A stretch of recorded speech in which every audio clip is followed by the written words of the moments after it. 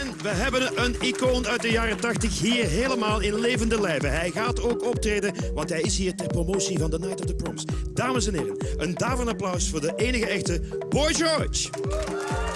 Welkom. There we go. Very noisy. Yeah. Everybody's at home waiting to see you on TV because there's nobody here. Okay. You've been spending the whole day in Belgium. I have. Yes. How many interviews did you do? Oh, about 20. 20? How boring is that? No, they were actually okay. They were very Really? sweet, yeah. Very sweet, actually. Because you probably get always the same reoccurring questions. Actually, the questions were pretty good this time, actually. Nobody asked me too much about the 80s. Good. Because usually, I'm the only person who knows they're over.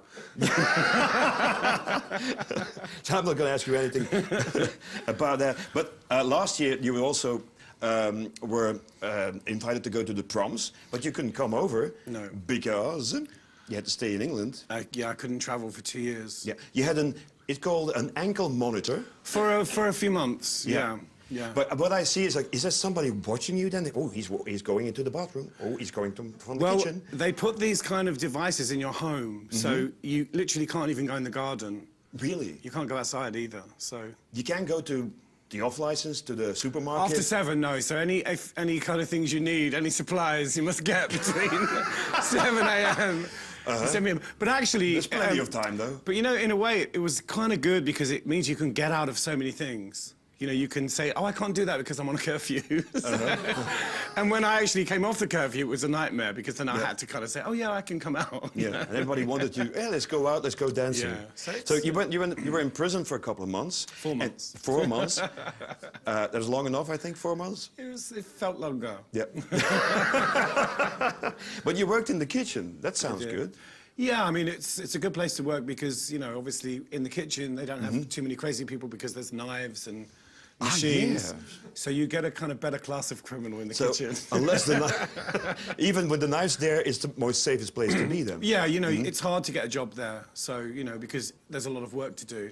You're feeding hundreds of people. That's really like from in the morning, you're boiling the soup and the potatoes. So, you know, it kind of makes the time go. It's a really, it's quite a useful Are you a thing good to do. cook? Yeah, I'm a pretty good cook. Yeah, I cooked all the vegetarian food. Oh, okay. For some reason, you know, people freak out when they hear the word vegetarian. It's like, what do you do? Why? Because people don't really understand, you know, what you can cook or what you can't cook. What's your favorite dish that you make really well? Well, when I was in prison, I made lots of curry. Okay. That's nice. So all these guys are sitting in small rooms and he's cooking curry, like, all day long. Very nice of you. It's kind of, you know, the food is kind of sandbag food. Fill you up, shut you up food. It's not healthy in any way. Sandbag food? Yeah, you know, kind of like what Mother used to cook when we were kids, because there were 6 of us. So it was always kind of dumplings, stew, potatoes, very Irish. So there was a documentary about your life on the BBC. You didn't like it? Well, no, it's not that I didn't like it. I loved that it was made, but there were lots of holes in it. You know, there was my dad was Irish, but my dad didn't speak in an Irish accent. He didn't? So the actor they had playing my dad was like, oh, Abby Jesus, your mother's really worried about you. You know, it was like that. And you know, there were no other siblings. I have 4 brothers and 1 sister. You never saw them. You know, my mother was turned into this kind of, you know, sort of, she wasn't happy in the colours. How was yourself? Who played you? The guy playing me was absolutely brilliant. Good. Yeah, he was really good. We haven't seen it in Belgium yet, so yeah, it was really good. I mean, they got the look of it. It's amazing. You know, I mean, I went to the set and I met the guy and it was creepy. Really creepy. Seeing yourself, I mean, probably with makeup and the whole... 17 years old, you know. A lovely young boy. Absolutely, and he did a great job, you know, and the guy playing John was really good. The acting was really good, but there was a lot of holes in the kind of story. Yeah. You know, I think they went for a little bit of a sensationalist angle here and there, and I think they sacrificed some of the kind of important things. But how cool is that, to have like a whole you had like 2 biographies are out. Yeah. And you have there was a musical on your life, and now you have like a documentary. How cool is that? And there's another film being made as well now. Great. I mean, you were was also we had that the biggest Belgium of all time, and we had it in Britain too. The top 100 of the greatest Britons. He was 46th. Me? Yeah. Wow. But before, yeah. But this How? Yeah. But you were before Florence Nightingale, King Arthur, and Marshall Montgomery. They all came behind you. Wow. Isn't that amazing? That's good, isn't it? It's kind of funny, yeah, I suppose, you know.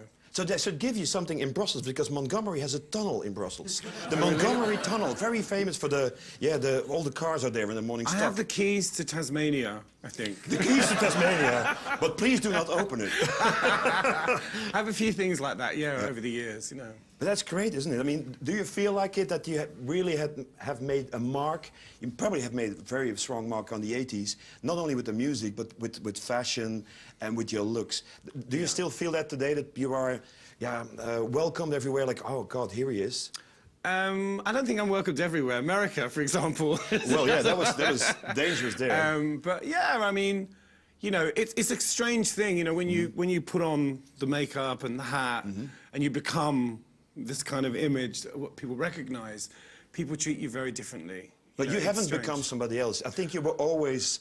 I was always a bit eccentric. What you are. But, you know, I don't walk around, you know, in the past I used to always dress like this, you know. Now, if I'm, you know, going out, I don't dress up, you know. No, really? So when I become that person, it's kind of, it's also an experience for me. But are there two... It's like, No, are there two Georges? The original George and the boy George? No, Really? no, I don't think there are two Georges, but, you know, people treat you differently when they recognize you. You know, once they can kind of see you as the kind of, you know, classic kind of image of yourself, people behave differently, you know. I can walk along the street, you know, in my kind of civvy clothes, and nobody really pays me much attention. But if I was to walk along the street like this, car crash. In Hasselt, it's okay. No, in Hasselt, it's okay. It's the capital of the good taste, they say. Oh, really? Have you noticed that a little bit? I got some looks today. I walked to the hotel and people were like, what is that? You know. It was quite a view. I mean, this boy George walking on the square, going on the sharp, and people, it's boy George again. Yeah, but nobody expected that. Let's go back to the real beginning. Yeah, Do You Really Want to Hurt Me? I still love that song. Let's see a part of the clip. It's a live show. Okay.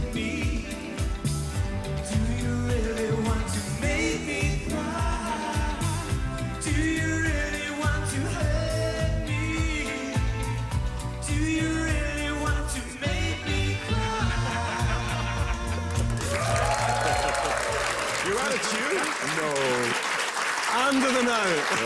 That's what you said before the show. They always film you when you sing out of tune. Yeah, I mean, the thing about, you know, we live in this age now where everyone, I mean, whoever invented the camera phone should be beaten up really badly. I mean, because it's like, it's so invasive, you know. I mean, you go to concerts and people aren't there, they're filming it. Yeah. To put on Facebook or Twitter or whatever, you know, they're not watching the concert, they're kind of filming everything, you know. When I heard this song for the first time, I was like really confused. What kind of a genre is this? Is this a bit of reggae? But it isn't reggae.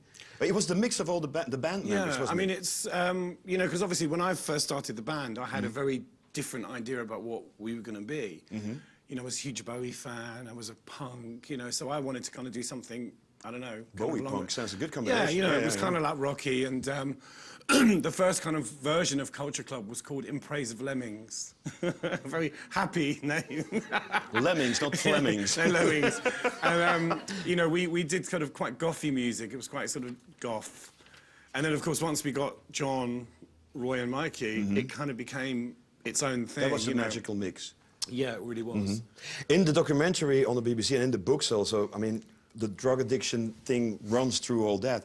How do you look back on that? I mean, if you were under the influence so many days and so many times, how much do you remember? Well, I wasn't, you know, really, throughout my kind of really successful career in the 80s, I wasn't on drugs. It was really after. I wasn't somebody, I didn't, I didn't take drugs until I was in my mid-20s, you know, it was kind of, I did it the wrong way around, you know.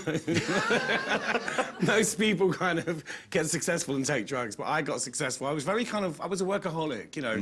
When I was in the band was kind of like an obsession, you know. I mean, I used to literally live and breathe Culture Club.